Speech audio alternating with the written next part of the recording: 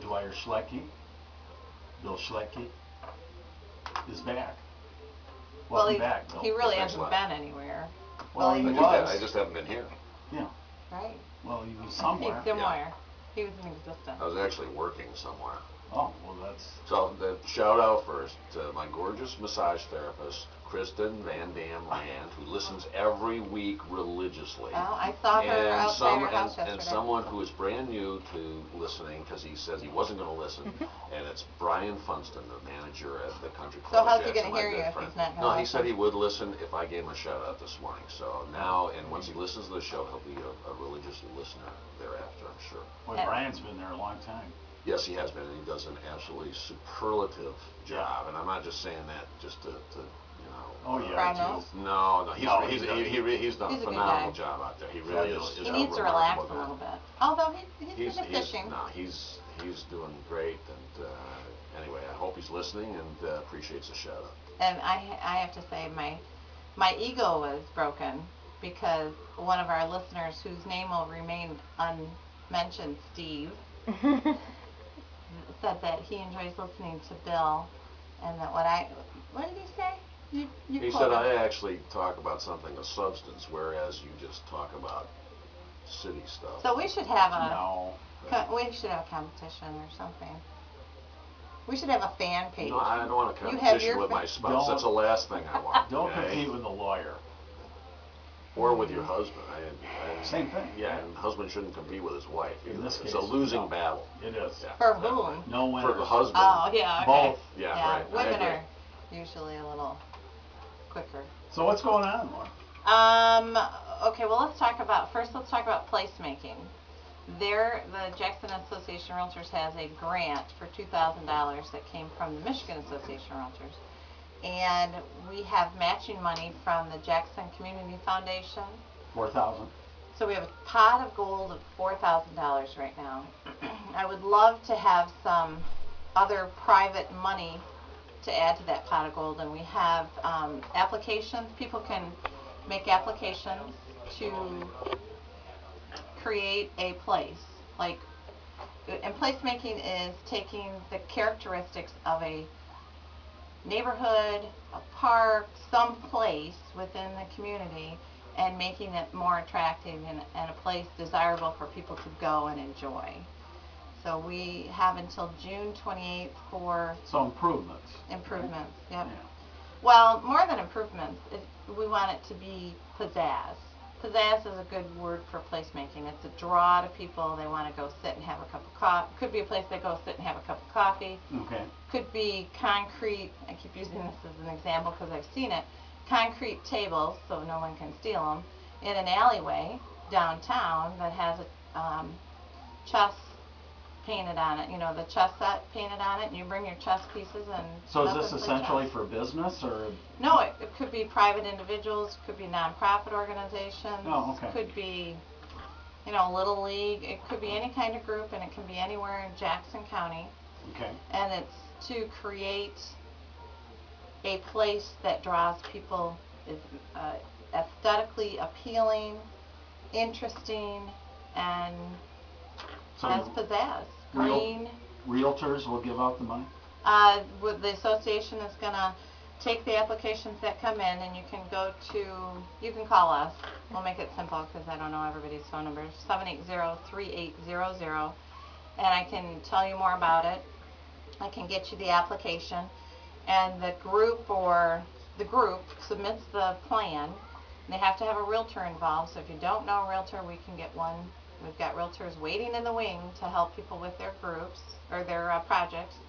You submit your application by June 28th, and on June 28th at 2 p.m. our panel of judges will be looking at all of them, and will be awarding the money to any one to however many projects we think They deserve. see fit.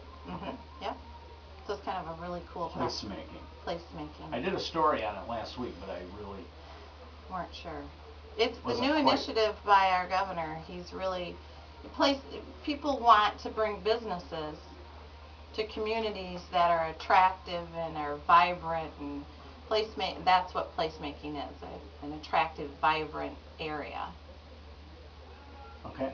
Okay, any questions? I'm looking at my husband. Any questions? None.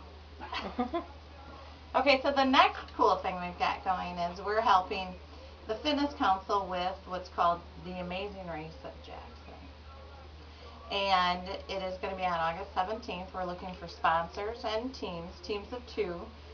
You will be given clues. I guess the best way to describe it is like a scavenger hunt. And it starts at, what time, Jackie?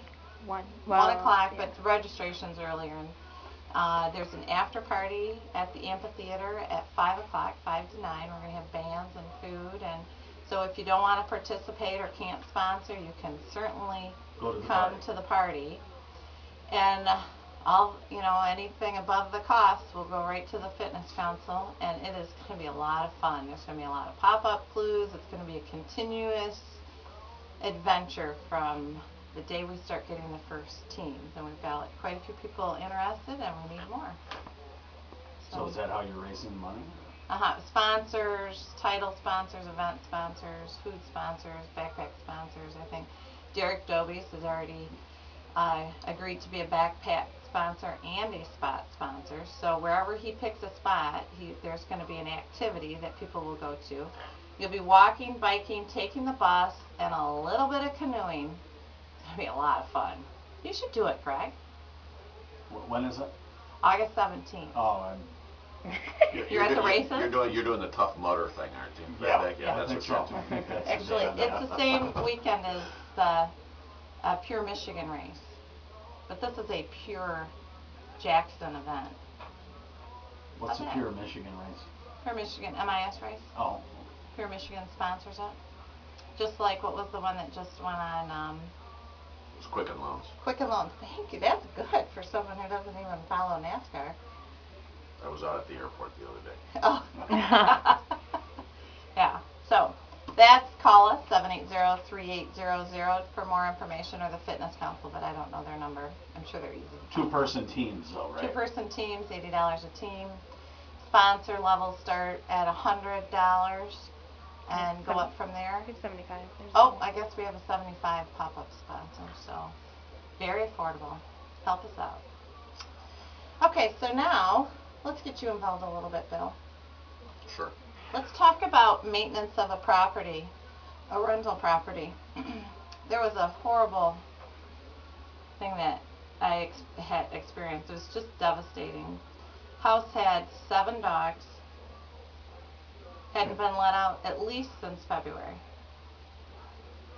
They hadn't been outside for any reason. Okay.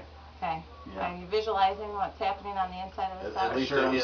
At least it appeared as if they had not been outside for months. Well, the That's how it neighbors- appeared Okay. to the census. The neighbors behind and on both sides said they had not ever seen the dogs out. Now, maybe they got out once or twice, but with that said, They didn't get out often. they did not get out They often. didn't get out often enough, is the way I would phrase it, Greg. In fact, the reason everything came to light is the neighbor saw one of the dogs relieving itself on the kitchen counter. 4-month-old baby in the house. Oh. The mother of the 4-month-old is 15 years old. Without getting into, I think I would not get into the specifics because I don't know that all the facts have come out, and so this is all alleged. She saw some of it. We don't know all of the particular facts. Let's just say that it was a horrendous situation Horrible. in a rental house Mhm. in Jackson, and so the issue I think that Laura wants to talk about is how does one address a neighboring property that is not only creating a nuisance for the other neighbors, but in which there may be a circumstance where the compassionate neighbors feel compelled to do something, whether it's because of the dogs or the child or the condition of the home, whatever it may be. Isn't Right. that where you're headed? Well, and when I walked past, when I was in that area, it was 8 o'clock in the morning, 60 degrees, cool, and I could smell the house 2 doors away.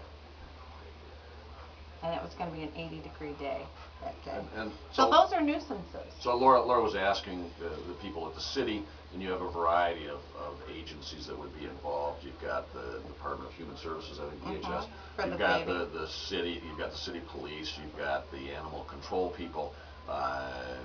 Could be health department. Right, for health condition of department. the So you property. have everybody working together to try and resolve the numerous issues that are there. But I think for purposes of our conversation, maybe the thing to focus on is you're a neighbor to this property. What can you do if, whether it's the city or whatever, they're taking care of a part of the problem, but the property still exists, and it really is creating a problem for the remaining neighbors. And what can you do? Is that what you want to Yes. talk about with me, or? Who do you even call? Well, Your you start instinct on- is to first call 911. Yeah, the police. You Right. start in a situation like that. You call the police, and so they can sort out whether or not this baby needs protective services.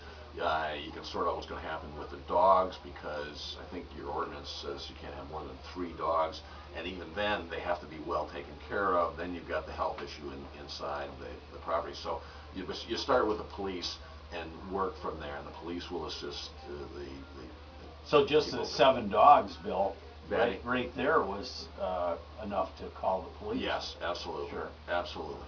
And, if you look in the window, that's not an invasion of anybody's privacy. If they don't have drapes on, you look in the window, you see the dog feces everywhere.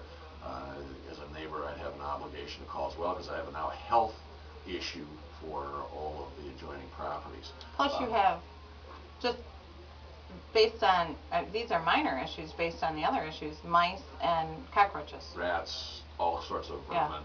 You get those issues as well, and they obviously don't stay with that property. They go next door to the adjoining property into the garden. It's really a terrible situation. And so what I was telling Laura, though, is this is a rental property, and you find that many of these problems exist in rental properties because the landlord really doesn't care as long as the rent is paid.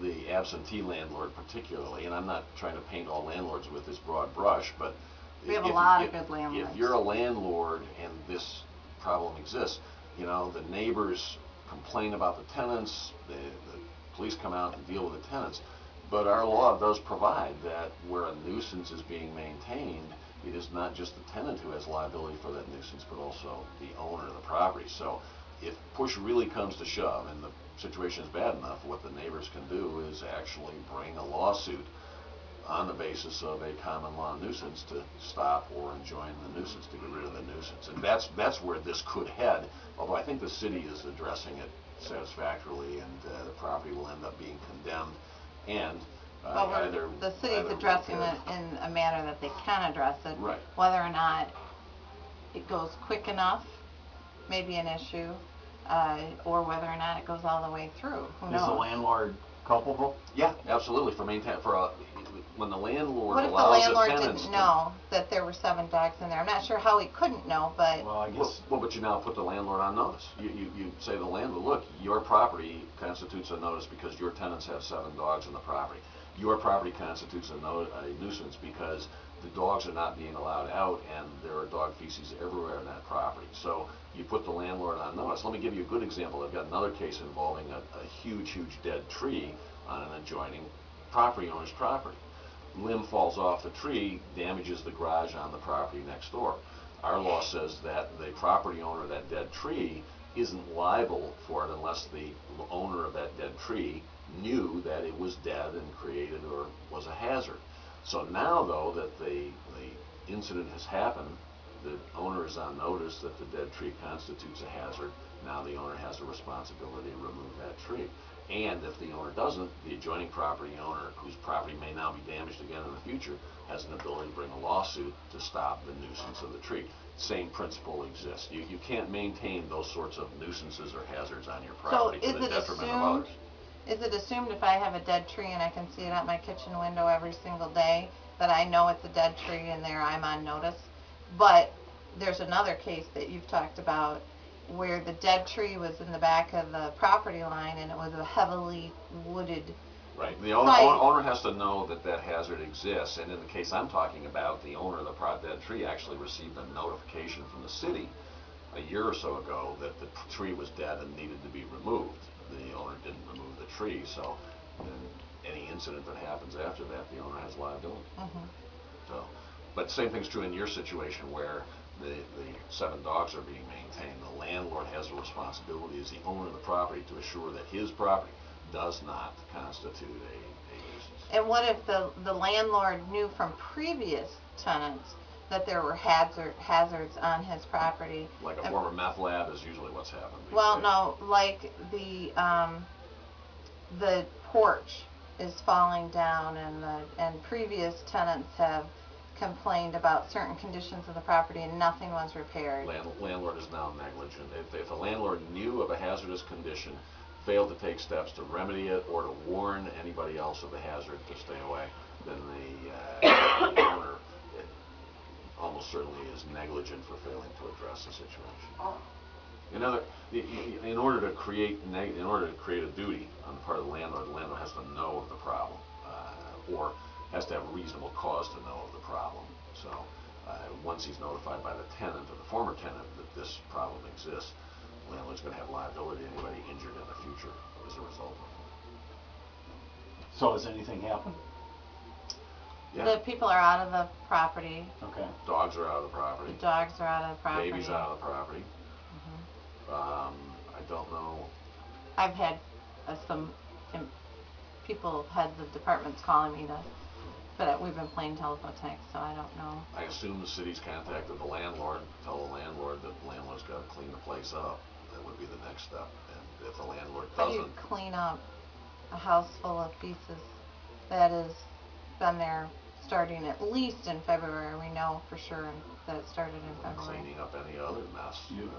You'll never get that out of. Yeah, you'll never get that out of the hardwood floors. Well, but so you remove the floors. I mean, that's the way you do it is it's like tenants that might have cats, and a lot of the cats aren't let out, and now they've urinated on the carpeting, so you remove the carpeting. It's really difficult. So it may be that it's not, you can't rehabilitate it, and so the property comes down. That's a potential outcome too.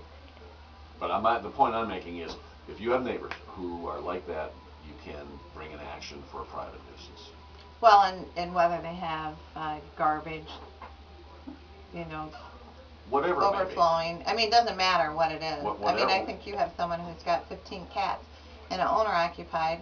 However, the municipality is having difficulty. Well, you can't have 15 cats. You can't. Well, you looked at me when you said that. It's someone I can't. Not that have the cats, that lives next door. Oh, okay. To I the don't cat know this. situation. Well, they just had the house out here where they took 70. Yeah, this is a different one. 70 cats? 70. Yeah.